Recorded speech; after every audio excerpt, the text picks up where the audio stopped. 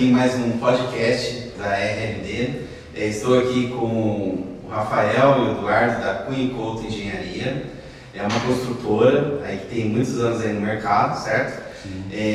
Gostaria aqui que vocês se apresentassem, né? Vão falar muito melhor do que eu aí da história aí da empresa de vocês. Mas eu, Rodrigo, estou muito feliz aí com a visita de vocês. Vamos fazer uma produção de um conteúdo aí de qualidade.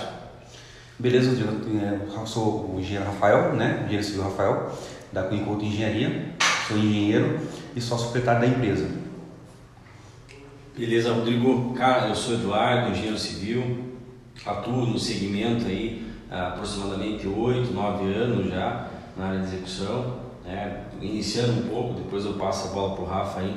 A gente se conheceu na faculdade, há mais ou menos esse período aí, então eu comecei a faculdade que já trabalhava no segmento, né? Era uma construtora familiar aí e aí durante a faculdade ali mesmo a gente se conheceu melhor com o Rafa, e o Rafa veio, ele vai falar um pouco melhor depois do segmento de projetos, né? E eu mais no segmento de construção mesmo, de execução de obras. A gente falou, poxa, vamos nos juntar aí, vamos abrir uma empresa. Então vamos abrir. Aí a gente abriu a Cunha Couto Engenharia. Inicialmente a ideia era trabalhar mais na parte de engenharia, parte técnica e tudo mais. Depois a gente migrou para reforma, depois a gente foi para uma questão de construção, de médio padrão, e hoje a gente atua mais no segmento de médio e alto padrão, né? Então hoje esse é o nosso enfoque. A gente nichou nesse mercado, né, Rafa? E a gente entende que esse é o nosso nicho, né? A gente se especializou nisso e hoje a gente segue mais para essa linha mesmo. Conforme o Edu falou, deu um briefing ali, né? A gente se conheceu na faculdade, eu trabalhei muito tempo com um projeto mais na parte de execução de obra. A gente juntou tanto o meu conhecimento quanto o dele para abrir a Cunha Couto, né? Então, a gente está já quase 6 anos no mercado, né? Tanto da construção ali.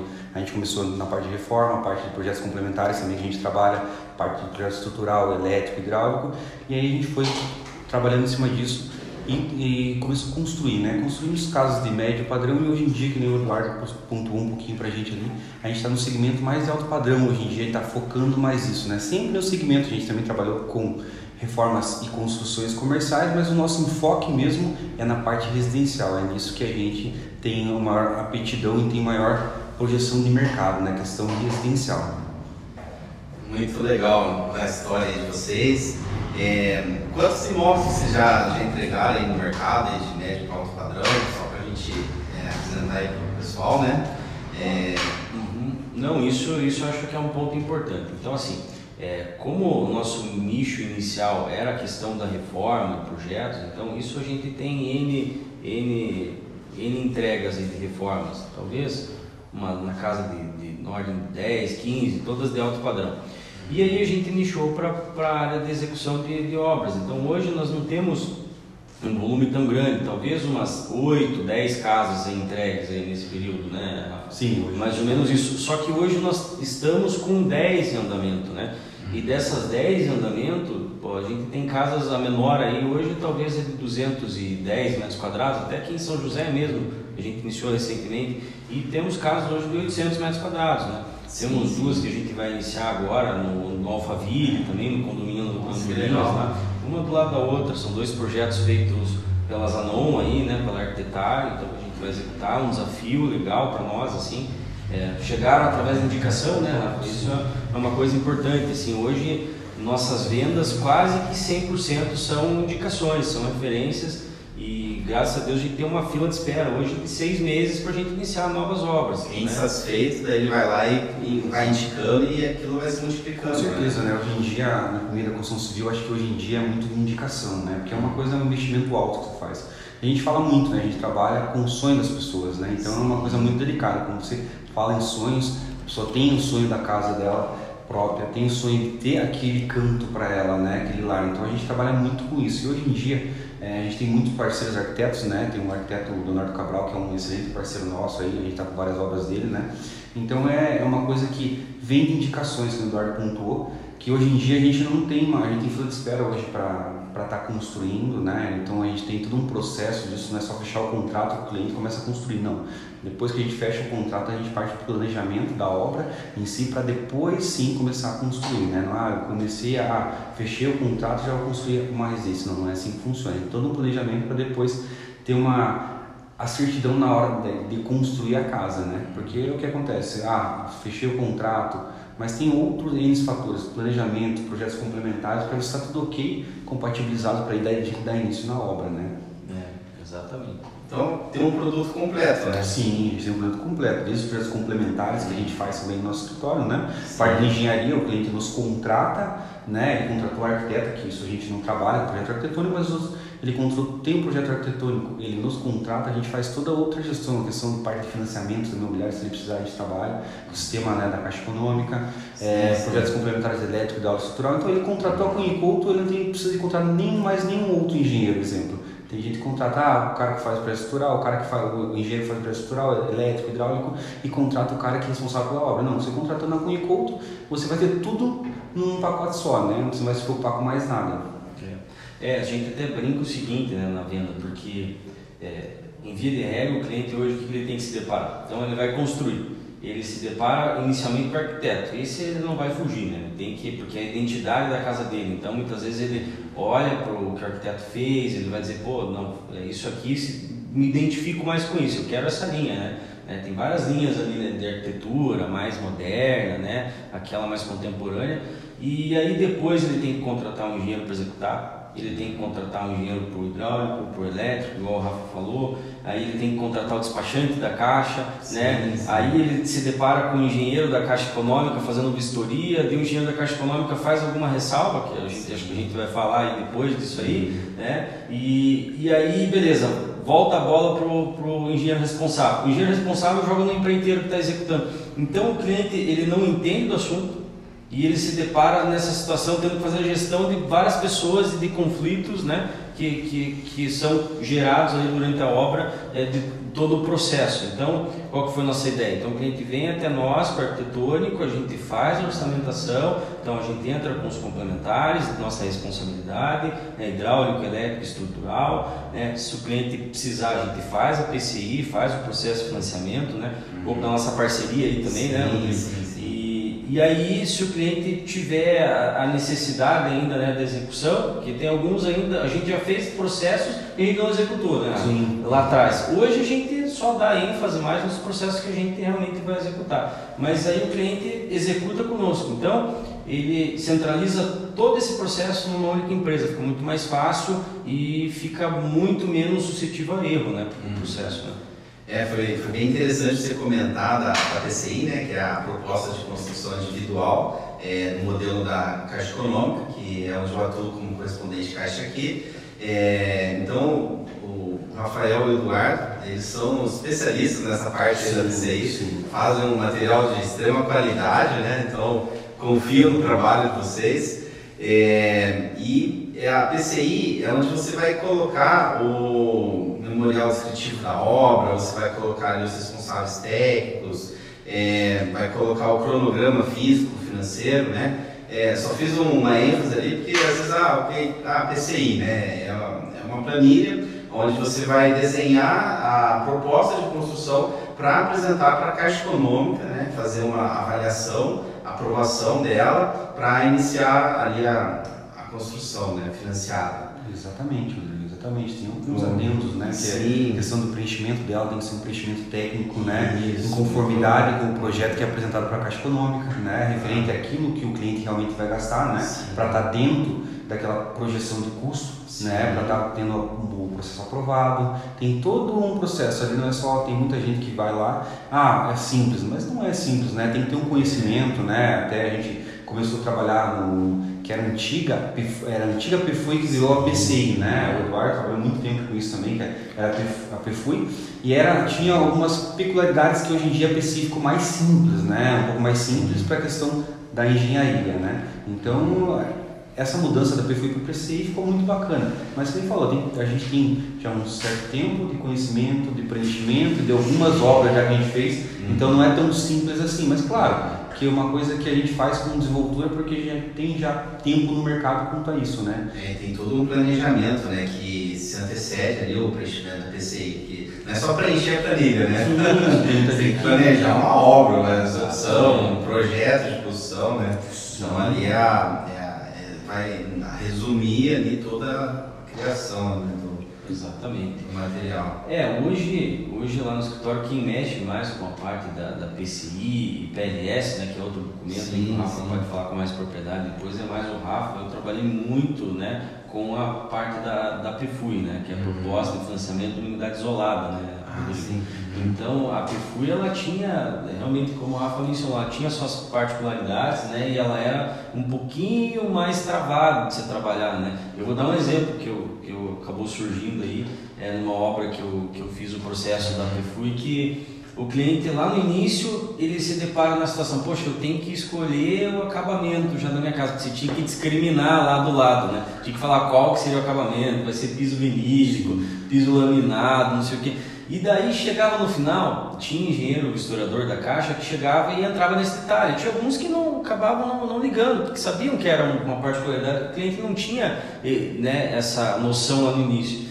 E aí o cliente teve que fazer uma alteração dentro da PFUI da questão do acabamento da casa dele para ele poder ter o recebimento daquela parcela X, porque ele colocou lá no começo, ele colocou que, eu não lembro agora de cabeça, mas era o vinílico e ele colocou laminado no final. Então teve essa alteração, ele teve que fazer o processo, né, para alterar. Hoje, pelo que o Rafa me fala aí, já não está dessa forma, né? Não, hoje em dia está muito mais simples, né, Rodrigo? Hoje em dia, o que acontece? A Caixa Econômica hoje em dia deu mais liberdade para o engenheiro, né? O médico ele tem muita liberdade. Por exemplo, o médico ele faz um laudo, uma receita, e ele vai lá, outro médico não vai questionar ele. E o que aconteceu muito na Caixa Econômica era isso. A gente, como responsável pela construção, como os engenheiros, e a gente fazia um laudo e o engenheiro da Caixa, às vezes, ele não aceitava, né, esse laudo, né? Ele contestava muitas vezes. E o cliente tinha um custo maior, porque toda visita que o cliente, por exemplo, vai o engenheiro da Caixa, não é aprovado aquilo que está no laudo ali, que está na planilha, no cronograma, tem uma reprovação, o cliente tem que pagar novamente. Então agora facilitou, né? Que hoje em dia você pode fazer, né, com a PLS, né? A PLS que a gente fala planilha de levantamento de serviços, né? Você faz lá, a gente faz a descrição, a gente está acompanhando a obra, a gente tira fotos, faz o laudo técnico e envia para cá, para o correspondente da Caixa, envia para você, né? Você manda para a Caixa. Hoje em dia é muito mais simples para estar liberando o capital para o cliente na conta, né? Sim. A PLS ela facilitou, né? Porque daí a gente consegue fazer de uma forma mais automatizada essa comunicação, né? Daí do preenchimento da PLS, aí faz a medição, né, para o responsável técnico, né, o engenheiro, e daí a Caixa faz a liberação da etapa conforme o cronograma que já foi projetado lá na PCI. Sim. Então, eu achei bem legal assim, o feedback de vocês, né, que gostaram dessa mudança aí da PFUI para a PCI e trouxe mais agilidade para o processo. Né? Sim, o cliente ganhou muito agilidade quanto a isso, porque às vezes o cliente estava esperando aquele capital para dar seguimento na obra dele e travava. Aí tinha que agendar mais uma vistoria técnica do engenheiro da Caixa, isso demorava 5, 10 dias, e aí o que acontece? A obra parava porque o cara não tinha capital. Então isso agilizou muito, a Caixa Econômica nesse processo agilizou muito a vida do cliente. Claro que ainda temos a visita técnica do engenheiro correspondente da Caixa, que é no início, né, com 30% da obra concluída, 85% da obra concluída e aí no final, né? Sim. 3 visitas, né? A inicial, daí depois a segunda 30% e 85%, né? As demais etapas, o cliente vai fazer uma construção em 12 meses, né? Então, nossa, ficou muito bom, né? Muito bom. Eu tenho uma dúvida com relação a isso até, Rodrigo. E daí o cliente continua pagando as taxas daí? Por exemplo, cada PCI que a gente emite, o cliente paga as taxas ainda ou não? O cliente, ele durante a fase de obra, ele vai pagar os encargos. Daí tem as tarifas ali da projeção e mais um seguro que tem na junta parcela. As visitas do engenheiro, aí é pago uma tarifa, sim. Mas não precisa pagar, por exemplo, a medição, a gente faz a medição, exemplo aqui, todo mês da obra. Então são 11 medições, mas só 3 teve participação do engenheiro da Caixa.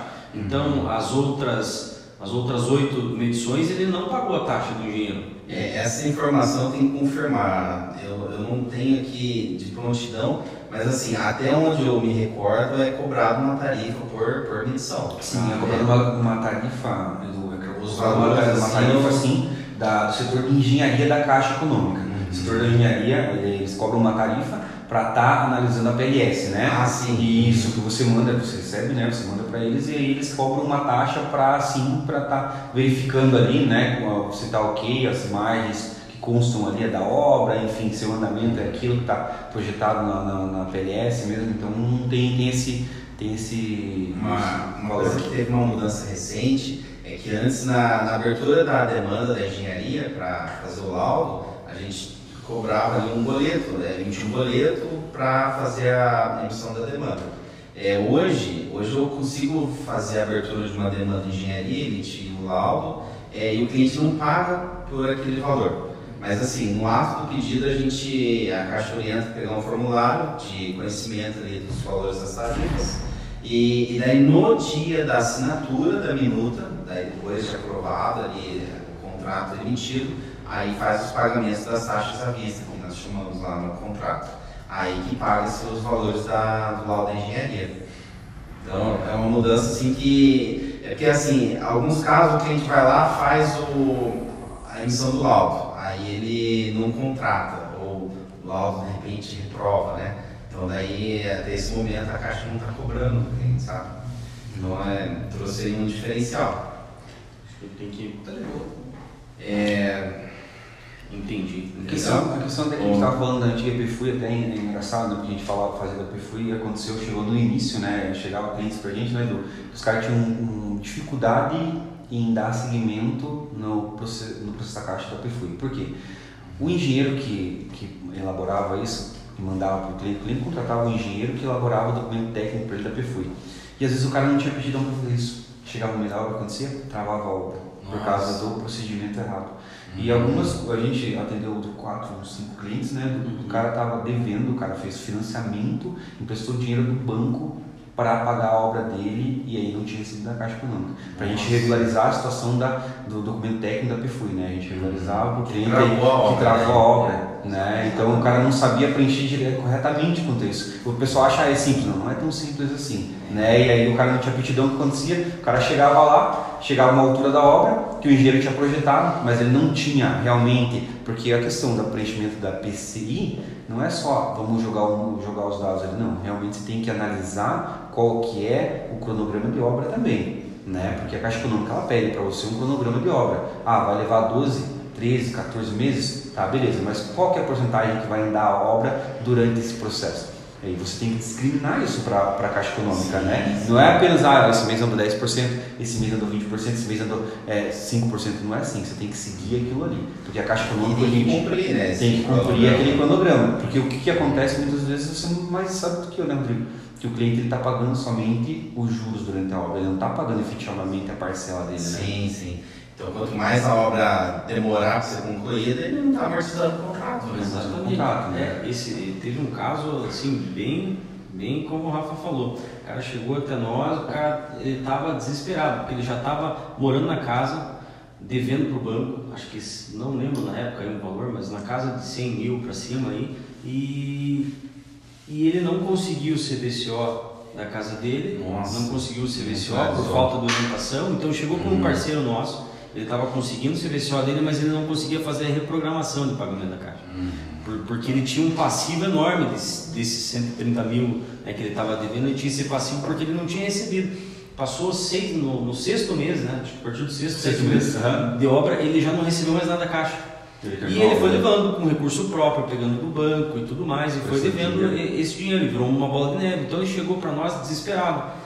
O que a gente fez? Não, calma, vamos ver como que está a situação. A gente conseguiu fazer a reprogramação de pagamento e em 30 dias ele recebeu o dinheiro. Nossa, que maravilha! Essa foi uma case de sucesso nossa aí na questão da PFUI. Ficou muito grato, agradeceu muito, né? Imagina, né? Ele estava com a obra e o cronograma financeiro da obra travado, né? Você imagina o cara devendo um banco, estava devendo para para várias pessoas ali, devendo para empreiteiro também, que construiu a casa dele, o cara estava desesperado. Então, o que a gente fala, não é só saber, falar assim, o preenchimento específico, você aprende até na internet, tranquilo. Mas e aí o cronograma da obra, que você tem que determinar para a Caixa Econômica lá, como que anda a obra. Então, por isso que eu digo, não é só conhecer o preenchimento, você tem que conhecer de obra, você tem que saber como é que o cronograma anda, e que muitas vezes, né, Edu, tem as obras que a gente está atendendo, que hoje em dia tem o processo da Caixa Econômica, né, a gente faz a PLS, fez a PCI, a gente pega, analisa a obra e faz o cronograma mês a mês, que realmente a gente vai conseguir atingir, né? A gente é bem conservador quanto a isso. E graças a Deus até hoje, assim, as coisas têm andado, porque a Caixa não tem um percentual ali que ela paga 10% a menos e 10% uma tolerância de atraso né? no adiantamento. Adiantamento, né? Não passando mais do que 10% disso, né, Rodrigo? Tem que cumpri-lo. Dentro desse cronograma você vai ter uma obra mais tranquila, mais organizada e vai trazer mais credibilidade, né? Porque o próprio cliente ele vai ficar mais satisfeito, porque você vai falar, minha obra vai terminar com anos, aí você vai lá, claro que tem ali a questão de tempos, isso aí ele não sabe da noção, pode atrasar um pouquinho, mas dentro de uma pessoa que já conhece do cronograma, ela vai já projetar aquilo já com as margens, né, de adiantamento, com atraso. Então daí vai conseguir entregar o que foi planejado, né? E isso tem um valor muito grande, por quê? Porque o cliente ele também se planeja, né? Muitos, igual você falou, ele está comprando o sonho da vida dele, né? De dinheiro ali. É igual vocês atuam no mercado de alto padrão, né? A gente está falando de valores altíssimos, né? Assim, de imóveis de 1 milhão aí vocês podem dizer, né? Um pouquinho mais. Mas acho que a gente, eu acho tanto eu quanto o Edu também, a gente, independente do valor, né? Acho que do valor, porque sonho não tem valor, né? Então a gente cuida muito disso, né, Edu? Com certeza, não. A gente dá valor e encara isso com muita responsabilidade também, né? Por exemplo, hoje eu perdi praticamente uma manhã toda numa reunião com o cliente na obra. Se você olhar o que a gente estava decidindo, qualquer pessoa fala, não, mas será que isso é possível? Nós estávamos lá em 4, 5, o cara da esquadria, o cara da soleira, o cliente, para definir a altura que seria o perfil da esquadria, como que a soleira ia se comportar, se ia ter um tropeço, não ia ter um tropeço, o cliente não queria o tropeço, a gente levar o contrapiso. Então, são detalhes que fazem toda a diferença e isso acaba tomando tempo. E tem gente que pensa, poxa, mas você perdeu uma manhã? Eu não perdi, eu ganhei, né? Eu fui atender o cliente bem, resolvi o problema dele. Acho que isso são coisas mais satisfatórias do que dinheiro, né? Essa é a nossa visão, né? Então, por isso que hoje a gente tem essa fila de espera, né? Sim. Porque hoje a gente prefere prometer para o cara que a gente vai iniciar a obra dele daqui 6 meses, inicia em 4, né? Ele fica satisfeito. A gente prefere prometer para o cara que a obra dele vai ficar pronta para daqui 14 meses, né? E entrega a obra dele em 13, o cara fica mais contente do que fazer aquela promessa furada para o cara na hora de fechar. Olha, vou te entregar a obra em 12 meses. Entrega em 13, gerou uma frustração, né? Gera uma frustração. Tem um planejamento do lado do cliente também. E principalmente, por incrível que pareça, né? Essa expectativa começa a ficar mais apertada geralmente no final do ano. Porque daí o cara, às vezes, o prazo dele coincide ali com dezembro, o cara tá naquela expectativa, assim, naquele entusiasmo, poxa, vou passar o Natal com a minha família, vou passar a virada na minha casa, né, Rafa? Então, isso é uma coisa que a gente toma muito cuidado, sabe, Rodrigo? Isso é, assim, é um dos pontos, assim, que a gente, lógico, no início acaba apanhando bastante, para você poder aprender, né? Sim, mas hoje a gente tem essa maturidade, né, Rafa? Então, com isso, o que a gente fez hoje? Então, hoje nós temos acompanhamento diário de obra, que tem inclusive no aplicativo nosso. Eu acho bem legal. Sim, o aplicativo que demonstra tudo o que foi feito na obra dele, se foi operante, se não foi operante. Porque a gente está falando em Curitiba, né, Rodrigo? Sabe como é que é o tempo, né? Então, para a construção civil, a questão de parte de estruturas de trabalhar com chuva, com sol é tranquilo, mas com chuva não tem muito o que fazer. Então a gente está falando de Curitiba, ele sempre tem às vezes um atraso de obras devido ao tempo, não da execução no caso, né? Que isso impacta, mas a gente tenta, como o Eduardo falou, a gente tenta cuidar o máximo possível para que isso não aconteça. Mas se acontecer, como é que o cliente, a gente não deixa para avisar o cliente em cima da hora. No aplicativo ele tem um acompanhamento da obra dele ali, o dia foi operante ou não foi operante. Por que não foi operante? Vai estar vai estar descrito lá para ele no diário de obras, entendeu? Ele consegue acompanhar a obra dele na palma da mão dele, vai ter fotos ali no diário de obras, é bem bacana, assim, uma coisa bem legal. Assim, a gente trouxe para a nossa empresa, né, uma coisa que tem um ganho significativo, a gente está aprimorando ainda mais, quer aprimorar ainda mais para o cliente ficar mais próximo da obra dele, sem estar na obra dele, né? Na palma da mão do celular dele, consegue verificar o que foi feito, como foi feito, como é que está o estoque material dele, enfim. Então a gente está aprimorando cada vez mais. Memorial descritivo, vocês colocam lá no realizado? Memorial descritivo se diz o quê? Assim, do que está sendo utilizado? Sim, tem acompanhamento diário por fotos ali, enfim, descrições de trabalhos e tarefas, né? No mapa de cotação ali, que ele faz a aprovação, em cada compra que a gente faz, a gente classifica ela então por categoria de insumo. Então, por exemplo, a gente está falando de alvenaria, então nós estamos orçando vários tipos de insumo. Então nós estamos orçando tijolo, nós vamos orçar colaria e tudo mais, então ele tem uma classificação. E nós estamos orçando argamassa, que você vai orçar com concreteira, né? Todo concreto pronto. Então ali a gente tem a descrição. Então, tijolo, para que é? Alvenaria, pavimento térreo. Então ele sabe que ele está provando o tijolo, né? O bloco cerâmico para a alvenaria do pavimento térreo dele. Então, antes dele fazer a aprovação mesmo, ele já sabe para onde que vai ser utilizado aquele material, né? A argamassa também, para fazer a alvenaria, não, beleza, tá ali. E transparência total, né? Total, nossa, com certeza. E fora isso, a gente tem o relacionamento pessoal também, que a gente gosta, o cara manda mensagem, diz, olha, não entendi direito isso aqui, a gente tá ali, debate pronto, né? Para esclarecer. Exatamente, isso é uma coisa, assim, o aplicativo ele ajuda, né, às vezes na praticidade, né, porque a gente, qual foi nossa linha de raciocínio quando a gente trouxe isso, né, a empresa, o cara que nos contrata, o que ele quer? Ele quer praticidade, ele é um cara muito ocupado, né, um cara que não tem tempo para ficar indo lá, vamos pedir para o cara levar 10 quilos de prego para obra. Ele não tem esse tempo, né? Ele não vai conseguir fazer isso. Então hoje a gente trouxe isso, hoje a gente não tem correria mais, leva isso aqui para mim na obra. Não, tudo pelo aplicativo, o cliente tem o time dele para provar as coisas, né? Então isso são coisas que a gente implementou, né, Rafa, e nos evoluiu muito, inclusive para respeitar os prazos, né, que a gente estava falando da PLS, né? Então hoje nós temos uma gestão à vista lá no escritório, isso ajudou muito. Então nós temos cronogramas, mês a mês a gente vai atualizando eles, né? Na verdade, de semana a semana, o que atrasou, né? Por conta do tempo.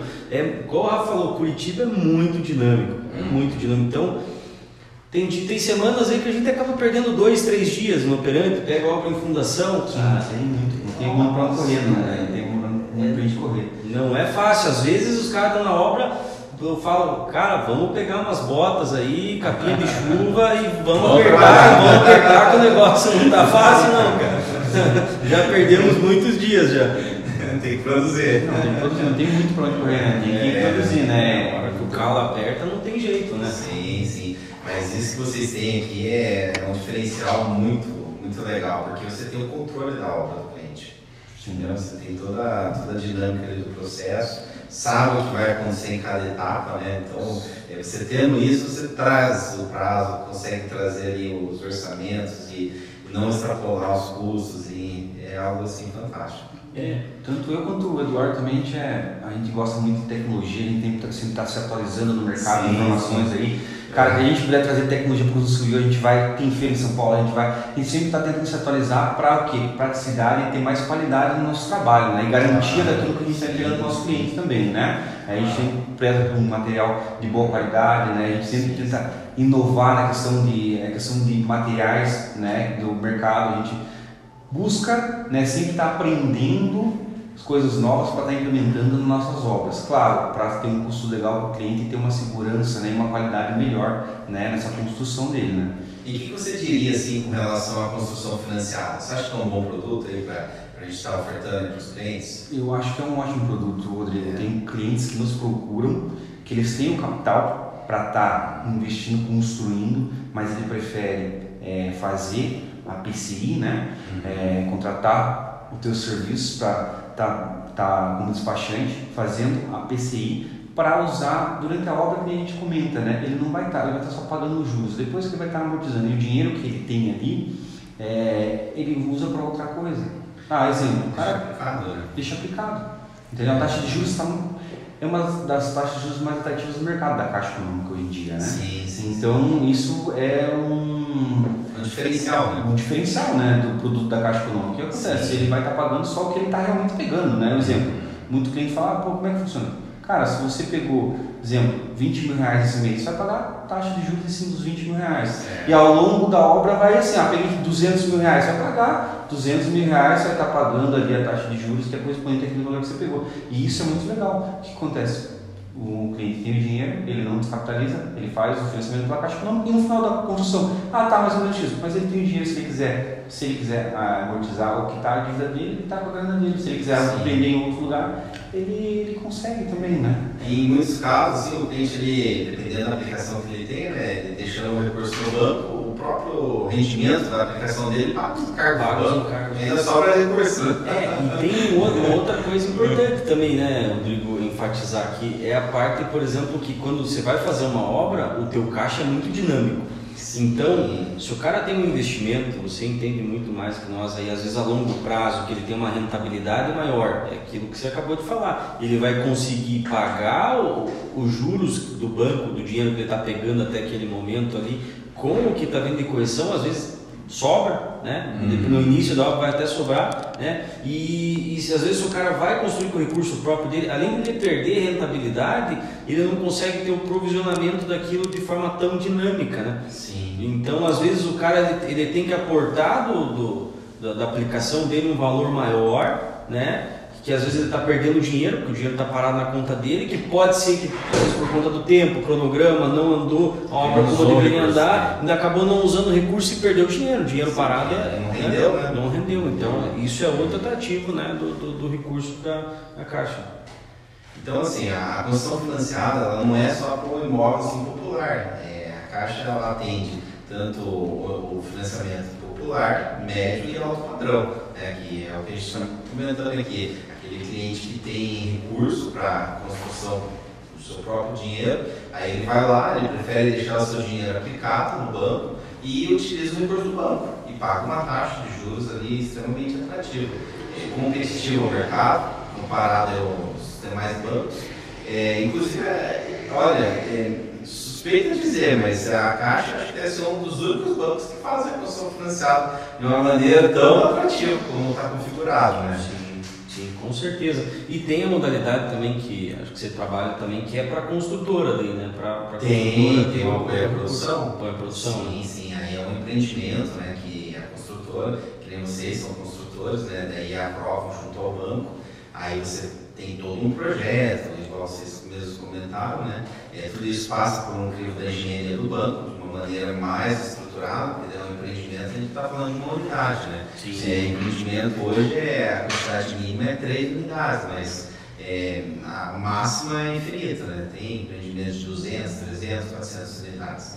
Então, daí imagine, aprovar um empreendimento de 400 unidades, né? Isso leva um tempo, um preparo, né? Por parte até de quem vai apresentar o projeto.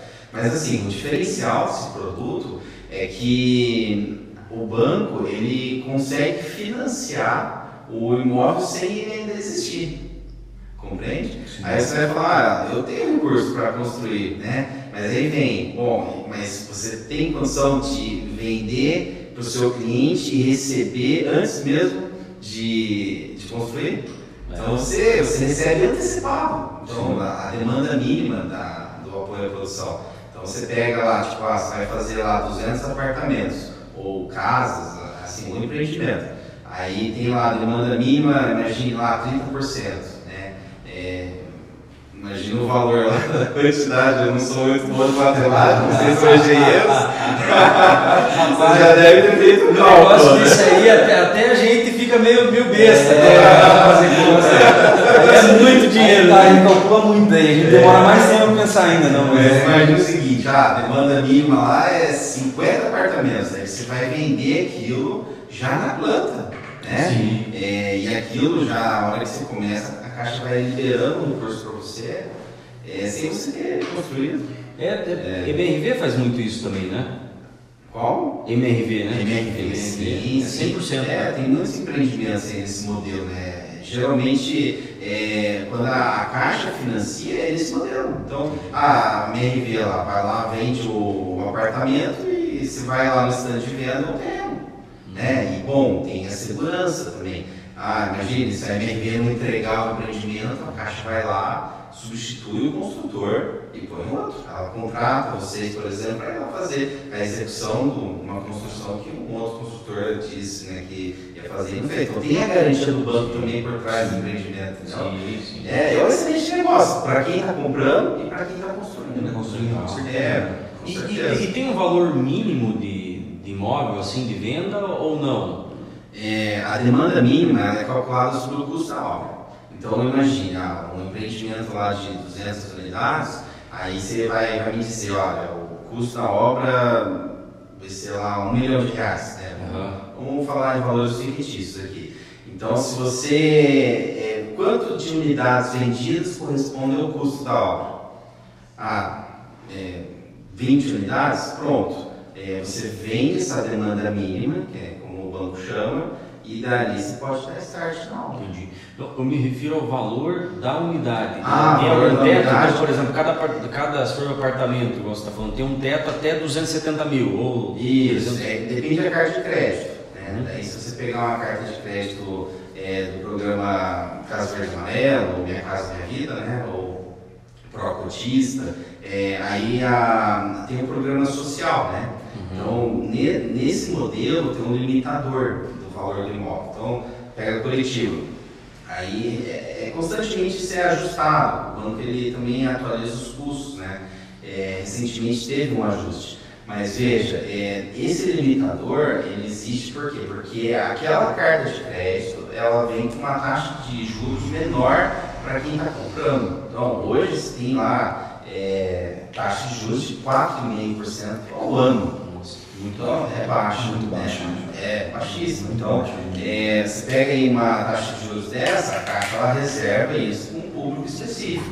Então, quanto menor a renda, menor a taxa. Daí ele vai escalonando. Mas assim, nesse modelo existe um valor mínimo, ou melhor, máximo do valor do imóvel, né? Considerado pronto. Agora, se você pensar em uma carta de crédito do SPPE, por exemplo, ele já não tem um limitador, né? Em alguns momentos a Caixa ela coloca ali alguns ajustes de valor, né, até para se atualizar o mercado. Então a cada período vai ter ali um valor específico, mas a ideia do SPPE é não ter um limitador assim máximo, né, que é o que a gente está falando. Valor mínimo de financiamento existe. Aí depende da sistema de pagamento, do indexador, rate do cliente, então tem ali alguns parâmetros. Mas assim, tem sim, tanto o mínimo quanto o máximo. Sim, você vai ter, né? Mas sim. A taxa de juros para quem tem baixa renda é atrativo. Nossa, muito atrativo, 4,5% ao ano. Imagina só, e ainda tem subsídio em muitos casos. Subsídio, né? Sim. A questão do PCI, né? A gente conversa muito aí, mas assim, por exemplo, o cliente chega até nós, a gente passa, exemplo, o que acontece muito na nossa parceria, né, Rodrigo? O cliente ele chega pra gente aqui e fala assim, eu quero construir, mas eu quero ver como é que funciona essa parte de financiamento, né? A gente direciona para você. A partir que a gente direciona para você, qual que é o processo que você faz com o cliente, Rodrigo? Então, ali no escritório eu tenho um processo já definido, né, que é um fluxo do atendimento do financiamento, né? Então, daí eu tenho 7 etapas. Daí você coloca lá, etapa 1, daí eu vou me apresentar, né? Vou apresentar as simulações, a gente vai definir a carta de crédito de acordo com o perfil do cliente. Aí, nesse momento, já definimos os indexadores, né? Que tem cliente que é muito perfil, tá? Então, já chegou o cliente no escritório e falou, eu gosto do IPCA.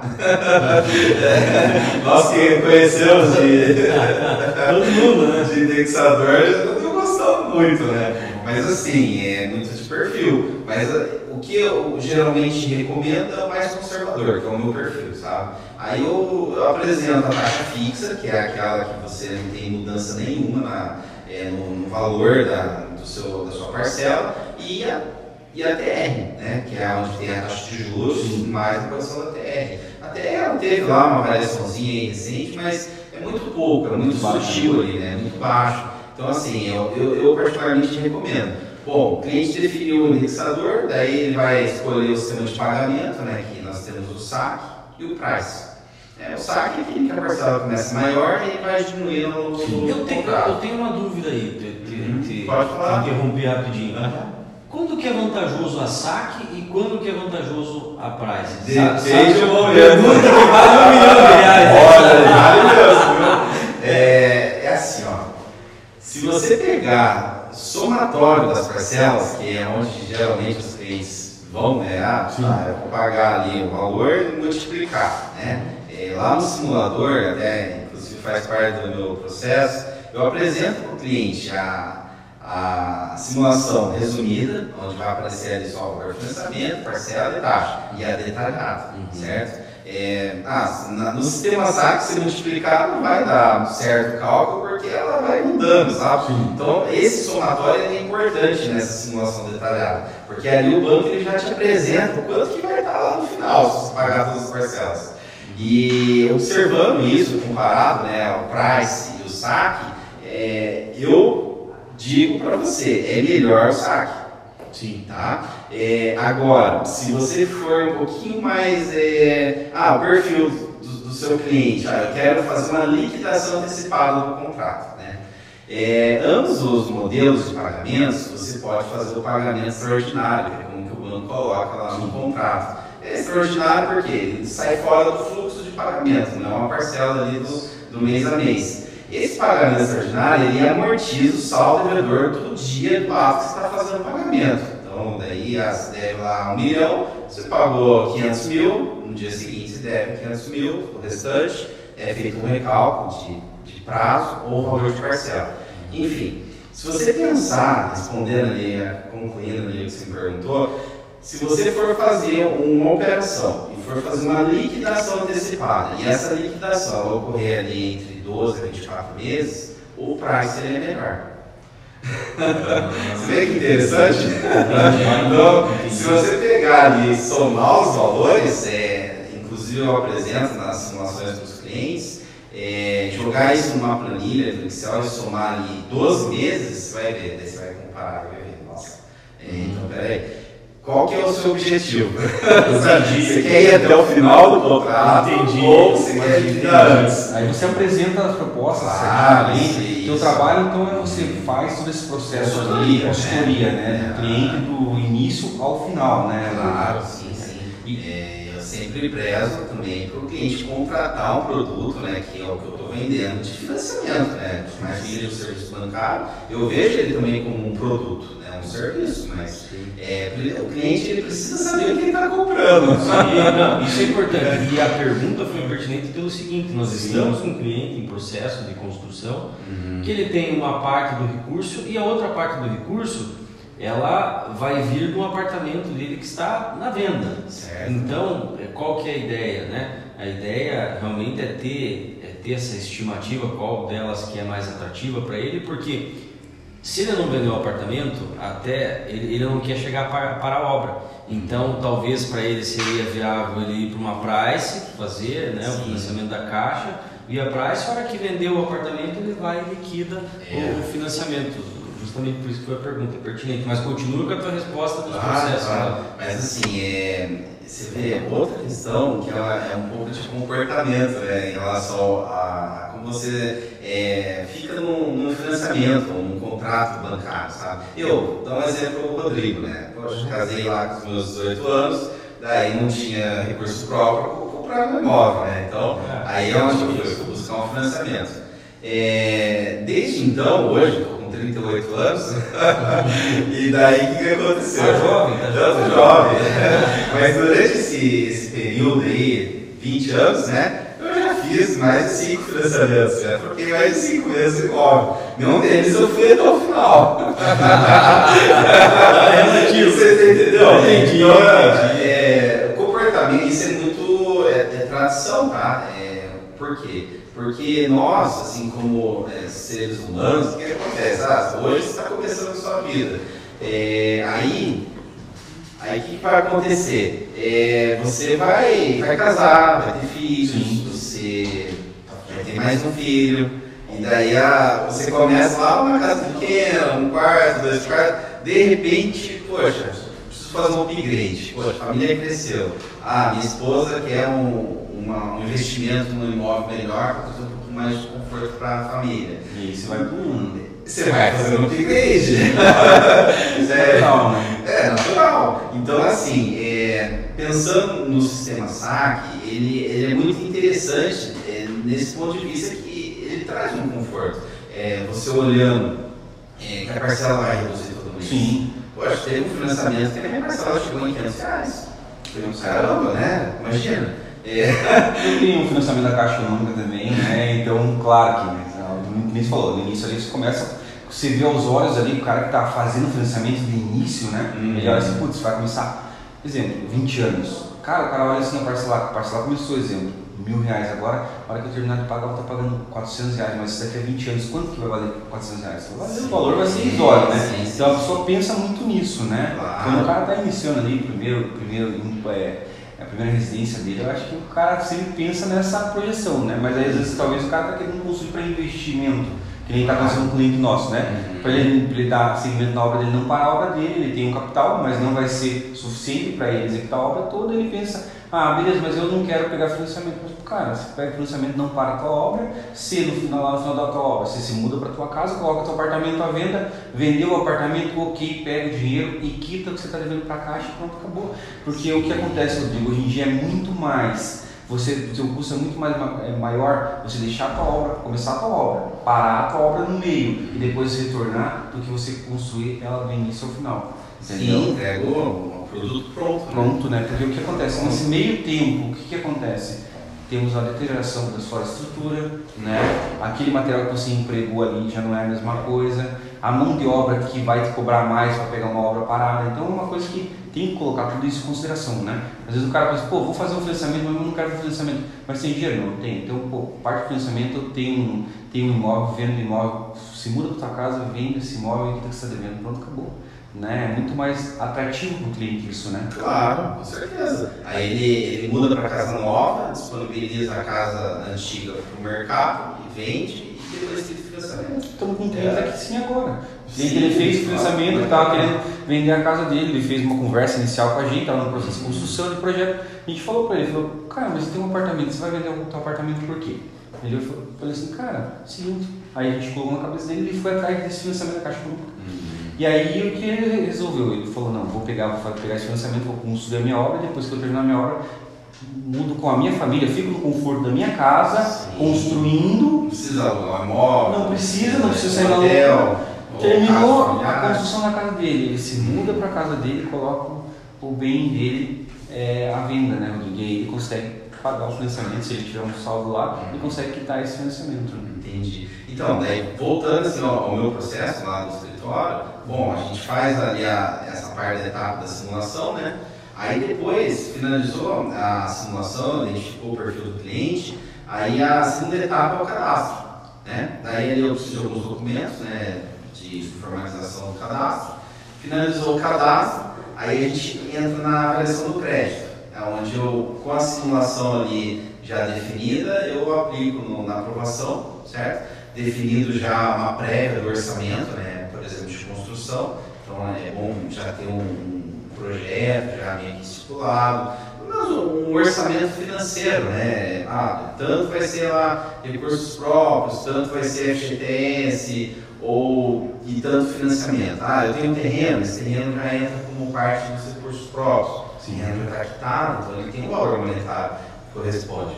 Pronto, feita a avaliação de crédito, aí a gente tem que abrir a demanda da engenharia. Aí tem um kit lá da engenharia, que vocês são especialistas nesse sentido, né?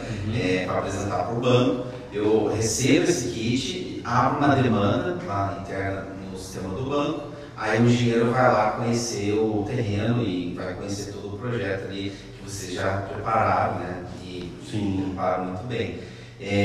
Veio a resposta desse laudo, aí existe uma análise de conformidade do banco, né? Onde o banco vai analisar ali todo o lote de documentos do comprador, quando tiver vendedor, né, daí o lote de documentos dele, do imóvel, do terreno, né, e mais do projeto da construção. Feita essa análise, aí vem lá a análise de conformidade aprovada, aí nós agendamos uma entrevista para o cliente ir na agência, falar com o gerente, né? É onde vai ser validada as informações negociais, né? Validação de relacionamento com o banco. Finalizou essa parte da entrevista e assinatura da minuta. Aí você vai dizer, acaba aí? Não acaba, tem o registro. Nós temos que registrar o contrato, né? Até no podcast anterior, teve aqui com o Dr. Jantes, ele é especialista nessa parte de registro, ele tem lá uma empresa que é parceira ali da Verba Fácil. Então, o Dr. Jantes trabalhou em cartório, como escrevente, muitos anos, né? Tem em alguns estados diferentes. Então foi bem legal assim, o bate-papo com ele. Registrou, né, igual ele mesmo trouxe lá no podcast, só se torna proprietário aquele que registra. Então fuge dos contratos de gaveta, né? Mas assim, no contrato bancário, o financiamento você finaliza com o registro, tá? Aí registrou, aí esse contrato volta para o banco, onde vai ter uma análise de conformidade da garantia e depois aí segue as liberações das etapas, conforme estipulado ali no cronograma. Então assim, o meu processo lá no escritório está tudo desenhado também, sabe? Então eu tenho lá uma apresentação que eu passo para os clientes e a gente vai revendo etapa a etapa, porque é importante ele ter as informações e saber o que ele está fazendo, né? E daí depois lá, ele chega lá no escritório de vocês, lá na parte da engenharia, né, da consultora, e daí isso se consolida, sabe? É bacana isso, porque daí isso traz segurança para o cliente, traz segurança para o processo, porque ele sabe que ele está lidando com pessoas que sabem o que está fazendo. Com certeza, né? Entendeu? Com certeza. Então o processo é importante, né? Com certeza. O nosso processo, né, qual que é a nossa parte da PCI, falando um pouquinho qual que é a nossa parte da PCI. O cliente chega até a gente, ele está pensando em construir, né? O que acontece? A primeira coisa é a análise de crédito que a gente fala, né? E aí ele tem que ter uma projeção. Por exemplo, passamos aí no contato para você. Qual que é a próxima pergunta? Você tem um projeto arquitetônico aprovado, né? Pela prefeitura, que isso é o importante para dar seguimento na Caixa Econômica, né? É o projeto aprovado na prefeitura. Após o projeto aprovado na prefeitura, ele tem que ter o responsável técnico pela execução, o responsável técnico pelos projetos complementares que a Caixa exige, né? E aí depois vem toda a documentação, né? Que vem aquele leque de documentos que eu tenho que enviar para você, né, Rodrigo? Que é os projetos complementares a Caixa não exige, mas o projeto arquitetônico assinado, a anotação de responsabilidade técnica, que é a RT pela execução da obra, pelos projetos complementares e mais a PCI assinada tanto pelo cliente como pela gente, tanto por mim ou pelo Eduardo, né, quem for o responsável pela execução da obra, né? Porque daí o pessoal pensa assim, mas a consultora é responsável pela obra, ela que vai assinar a PCI ou a PDS. Não, né? A gente, tanto eu quanto o Eduardo, somos responsáveis técnicos pela Inculto Engenharia, mas quem vai assinar, quem é o nome que está na anotação técnica lá, na execução da obra. Por exemplo, eu assinei um RT pela Inculto, como a Rafael Couto, o Eduardo, ele vai estar assinando tanto a PCI, que é a planilha inicial que a gente manda para a Caixa Econômica, depois as PDS também, que é assinado tanto pelo engenheiro responsável pela execução da obra, quanto pelo cliente, né? Do início ao final. Né? Ô pessoal, eu vou ficar triste agora, né? Imagina como o tempo passa rápido, né? Quando a gente está falando de coisas que a gente gosta de fazer e é o que está no nosso dia a dia, a gente sabe o que está dizendo, né? Então, isso, o tempo voa, né? Você vê que bacana, né? Não, o tempo voa, a canequinha baixa também, né, cara? A água aqui também já. No banheiro, mas foi muito bom, obrigado pelo convite aí, Rodrigo. Muito obrigado a vocês aí por ter vindo, né? E trazido aqui para o podcast esse material de extrema qualidade, né? Estou muito satisfeito, muito feliz mesmo. Muito obrigado. A gente agradece aí o convite, né, Rodrigo? A gente está aqui disposto, se tiver alguma dúvida, alguma coisa que a gente possa ajudar, auxiliar. Somos alguns parceiros faz alguns anos já, né, Rodrigo? Estamos aí, né, cara? A gente agradece aí a cordialidade do mundo aí conosco, cara, e precisando da gente aqui também. Vai ser um prazer voltar novamente, a gente está trocando ideias, né, e trocando conhecimento. Eu acho que isso que é o importante, né, Rodrigo? Vamos fazer outros podcasts, então. Vamos trazer o pessoal, arquitetos, né? Vamos fazer uma coisa legal aí, vamos. Sim, vamos fazer um produto aí, um conteúdo de qualidade. Show de bola. Valeu, obrigado. Obrigado, hein? Valeu, um abraço. Obrigado, um abraço. É.